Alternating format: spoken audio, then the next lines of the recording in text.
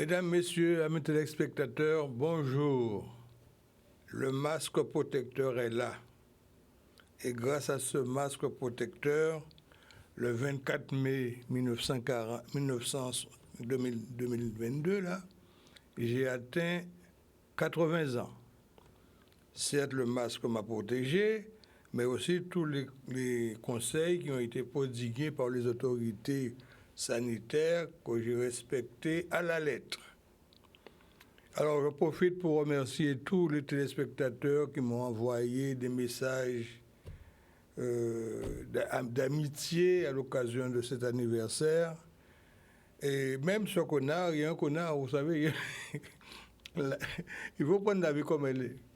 Il y a un connard qui, dans une radio, a dit « C'est pas possible, mon père a 80 ans, pas santé l'armée, mon père, et moi, a beaucoup 80 ans. » Je ne sais pas si lui, il a des années savane, mais moi, j'ai mes propres années. Et précisément, je vais vous lire un document qui va tout à fait contredire ce qu'a dit ce connard à la radio. Voilà mon livret militaire. Il n'y a pas de mensonge là, dans un livret militaire. C'est l'armée, ministère de la Défense, qui écrit ça. Alors, il est écrit classe 1962. En 62, j'avais 20 ans. Parce que je suis de la classe 62 2B. Et je lis. Alex Montpierre, Alex Marie-Georges, né le 24 mai 1942 à Pointe-à-Pitre et domicilié dans le département de la Guadeloupe, résidant à Pointe-à-Pitre. Et voilà la photo du nègre que j'étais à 20 ans. C'est ça, le militaire que j'étais. Et voilà les coordonnées de mon physique de l'époque. Alors, yeux noisettes, cheveux noirs, taille 1,76 m, taille rectifiée 1,75 m, et signe particulier très décontracté. Jusqu'à présent, je crois être toujours décontracté. Vous êtes là à voir, à 80 ans, j'ai toujours la même attitude pour ceux qui m'ont connu plus jeune. Donc, le livret militaire est signé par les autorités militaires. Et voilà. Donc, j'ai effectivement 80 ans, étant donné que je suis né le 24 mai 1942 et que j'ai été incorporé dans l'armée en 1962, j'avais 20 ans. Ceci étant dit, on ferme la page et nous allons passer à des choses d'actualité. Depuis quelque temps, les journalistes américains se sont emparés du dossier haïtien. Vous savez que le président Jovenel Moïse a été assassiné à son domicile le 7 juillet 2021. Dans un mois, ça fera 1 an. Un président en exercice a été assassiné à son domicile. Il y a des présumés auteurs qui ont été arrêtés et incarcérés au pénitencier national. Ce sont des Colombiens. Et aucun n'a jusqu'à ce jour été inculpé ou auditionné par un juge. C'est extraordinaire. 1 an après, ces gens-là n'ont pas eu d'avocat, n'ont pas encore été auditionnés, et la justice haïtienne, qui suit son cours, semble-t-il normalement, n'a pas été jusqu'à présent en mesure d'ouvrir une instruction réelle sur la mort du président qui était en exercice. Alors les Américains commencent à s'intéresser au passé d'Haïti. Et dans un journal très lu aux États-Unis, des journalistes ont fait référence à la dette de l'indépendance. Vous savez, après la bataille de Vertières, les Haïtiens ont obtenu leur indépendance, puisque les troupes de Leclerc ont été battues dans cette grande bataille qui était menée de main de maître par Jean-Jacques Dessalines. Et le slogan à l'époque, c'était « Couper tête, bouler caille ». Eh bien, le débat a été porté au niveau national en France et on a fixé un montant que les autorités haïtiennes nouvelles devraient payer à l'État français en dédommagement. Ce montant a été estimé à 150 millions de francs or. Vous savez, Haïti est devenu indépendant depuis très longtemps. Et cette dette a été toujours régulièrement payée, puisque les autorités haïtiennes avaient signé un acte reconnaissant qu'ils devaient cette somme à la France. Pour payer cette somme, selon les journalistes américains, l'État haïtien avait fait un prêt dans une banque française.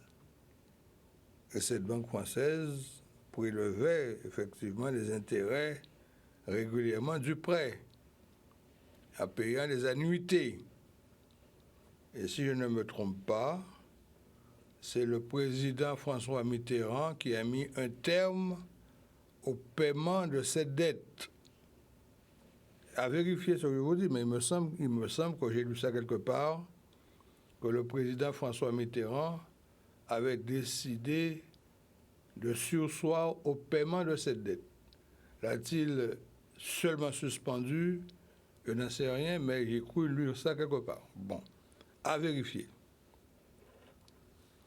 Alors vous imaginez que depuis l'indépendance d'Haïti, ce pays n'a jamais cessé de payer une somme pour avoir arraché son indépendance, arraché sa liberté. Et ça a toujours traîné. À côté, il y a eu la République dominicaine qui a obtenu son indépendance pareillement, mais qui s'est développée parce qu'il n'y avait pas de dette à payer. Haïti a été la première république noire devenue indépendante avant même les États-Unis d'Amérique. Vous imaginez bien que ce pays n'a jamais été présenté comme un modèle. Quelques nègres se sont révoltés et ont boosté les forces françaises de Leclerc et de Napoléon, par conséquent, hors d'Haïti. Je me revois dans l'article de la Constitution, justement, de Dessalines. L'article 14 de la Constitution disait ceci: tout individu né en Haïti et qui a pour père spirituel le président de la République prend l'appellation génétique de nègre. Alors, à vous de raisonner sur ce terme-là, ce qui veut dire que toute personne qui est née en Haïti, qui est blanc, qui est noir, qui est marron, qui est caco, quel que soit ça y est, depuis qu'il est fait en Haïti, selon la constitution de Dessalines, c'est ton nègre. Donc, on peut déduire que Haïti est un pays de nègres. Bien qu'il n'y ait pas que des nègres en Haïti. Pour ceux qui voyagent là-bas, ils savent bien qu'ils ont des blancs authentiques, il y a des mulattes, il y a des cars, il y a tout ce qu'on veut. Mais c'est un pays multicolore, disons, Haïti, actuellement. Mais sous Dessalines, il voulait que toute personne qui naissait en Haïti ne pouvait être que nègre. Bien sûr, il y a eu plein de combats par la suite, la révolte des mulâtres, etc., etc. Moi, quand j'ai vécu en Haïti, je fais partie de la mission, la MINUSTA. La première mission, parce que j'avais travaillé au retour d'Aristide au pouvoir. Je collaborais avec un cabinet d'avocats aux États-Unis, où il y avait précisément l'épouse de M. Aristide, que je connaissais bien, et nous avons lié d'amitié, et c'est ainsi que, au retour d'Haïti, j'ai été nommé dans la mission de l'ONU pour redresser le pays.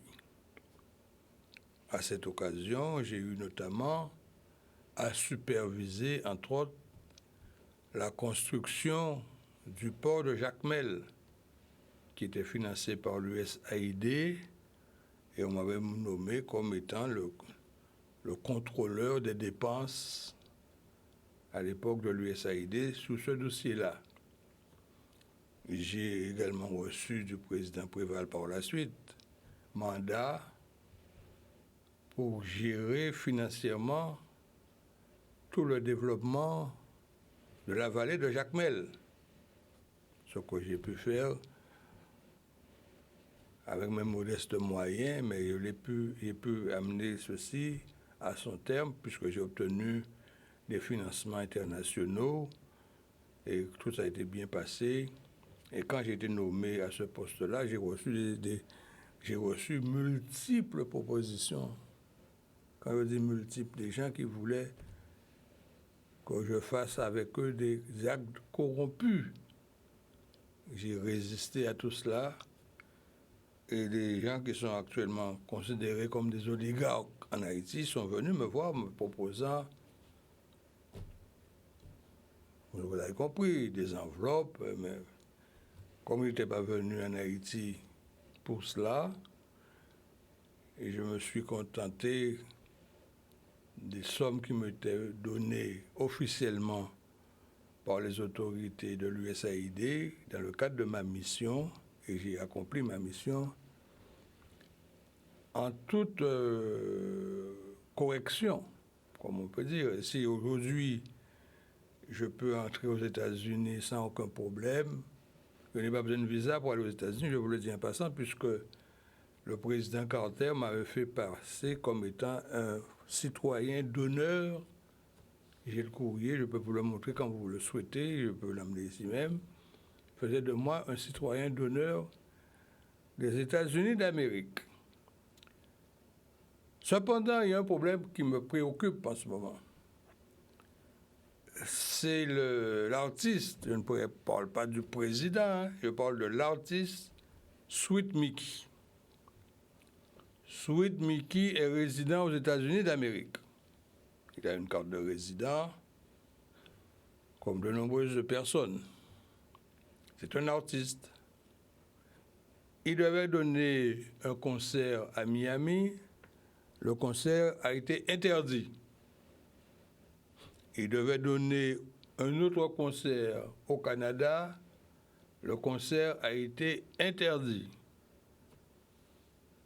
Cette semaine, il devait se produire en France, à Sarcelles, et les autorités françaises ont interdit le concert. Que s'est-il donc passé? Je connais personnellement l'artiste Sweet Mickey. Quand j'étais en mission en Haïti, je logeais aux frais de l'État haïtien, bien entendu, et de l'ONU, bien entendu. Je logeais à Péguiville. Péguiville est un quartier chic de Pétion, ville. Quand on dit Pétion, automatiquement, c'est le nom de Pétion qui me vient en tête. Sachez que Pétion n'a jamais été haïtien. Pétion est un Martiniquais dont les parents étaient commerçants et lui, il est né à Fort-de-France.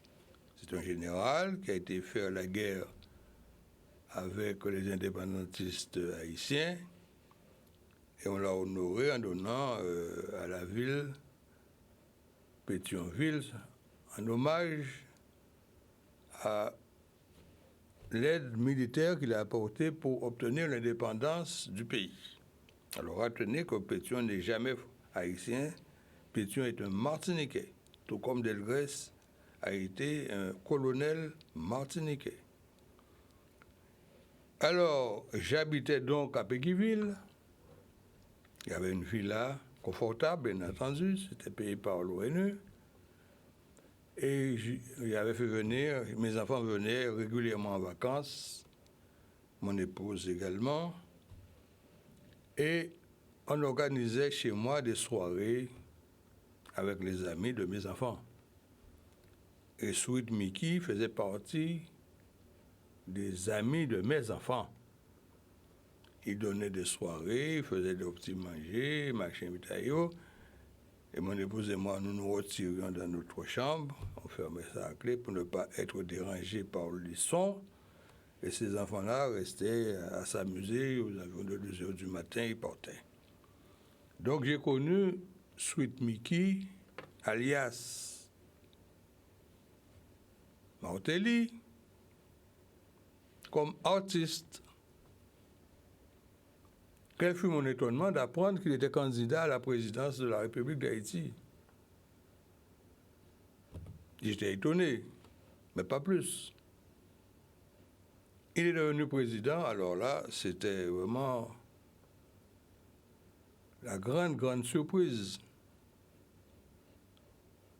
Et il a géré Haïti tel que le veut la Constitution pendant 4 ans. Après ces 4 ans, normalement, il doit démissionner, laisser la place à un successeur. Et le successeur en question, c'était Jovenel Moïse. Jovenel Moïse, on devait compter qu'il a été assassiné l'année dernière, en juillet, le 7 juillet exactement, dans la nuit du 6 au 7 juillet. Donc, bientôt, ça va faire 1 an. Et que jusqu'à présent, aucune démarche réelle n'a été engagée pour rechercher les gens qui ont provoqué sa mort. Donc, pourquoi, selon ce qu'on disent les journaux, Sweet Mickey est devenu persona non grata dans tous ces pays-là? C'est parce qu'il a été président de la République d'Haïti et qu'on le soupçonne d'avoir participé au détournement des fonds générés par l'affaire d'essence là. En tant que président, c'est lui qui devait gérer ces fonds-là. Et semble-t-il qu'il y a eu de gros détournements. Et à ce titre-là, il est soupçonné d'avoir participé, voire contribué à ces détournements. Mais on le soupçonne aussi, je dis bien soupçonné, je ne dis pas on l'accuse, je dis qu'il est soupçonné. Il était également soupçonné d'avoir participé ou d'avoir contribué à la mise en place de ce complot qui a amené à l'assassinat du président Moïse. Toute personne soupçonnée n'est pas nécessairement coupable. Mais pour que l'on puisse savoir s'il est coupable ou pas, faut-il au moins qu'on ouvre une procédure judiciaire en bonne et due forme. Alors l'État haïtien maintenant est, comme vous le savez, en errance. en déshérence, je dirais même. C'est depuis juillet 2021, il n'y a pas de président, les élections n'ont jamais pu se produire, alors que les gens qui contestaient la présidence de Jovenel Moïse disaient qu'une fois que Moïse sera plus là, tout ira bien, alors que pour le moment, comme j'ai connu ce beau pays d'Haïti, je peux vous assurer que rien ne va. Et je le déplore, puisque c'est un pays que j'aime beaucoup. Je me suis fait de nombreux amis et j'ai des liens très profonds avec Haïti. Alors, c'est pour vous dire que ce qui arrive à l'artiste Sweet Mickey, il paie les conséquences des turpitudes de l'ancien président qu'il fut. Et que par conséquent, on va rentrer bientôt en campagne pour les élections présidentielles, mais pour être candidat, pour être enregistré par le Conseil électoral provisoire en tant que candidat, il faut que vous présentiez auparavant la décharge de votre activité précédente. Donc, il a été président de la République, il doit présenter une décharge qui est donnée par la Cour supérieure des comptes sur sa gestion passée. Alors, inutile de vous dire que les choses sont très mal engagées pour lui. Il veut être candidat. La population haïtienne en exil ou la diaspora haïtienne manifeste contre cette future candidature. Et c'est pourquoi que toutes ces manifestations ont lieu et les autorités françaises de Sarcelles et du préfet de la région d'Île-de-France a déclaré que, compte tenu du fait que cela peut provoquer du désordre, notamment par les textes des chansons de l'artiste, qu'il ne peut admettre que le concert ait lieu sur le territoire français, notamment à Sarcelles. Et le maire de Sarcelles a pris un arrêté interdisant purement et simplement le concert.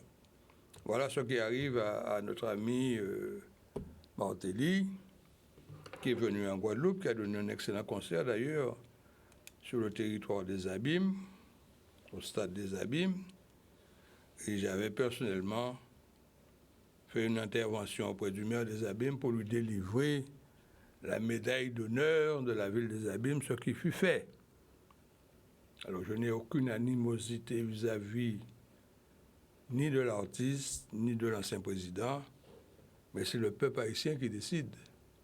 Et quand le peuple décide, nous n'avons qu'une chose à faire, c'est de nous incliner devant cette noble décision.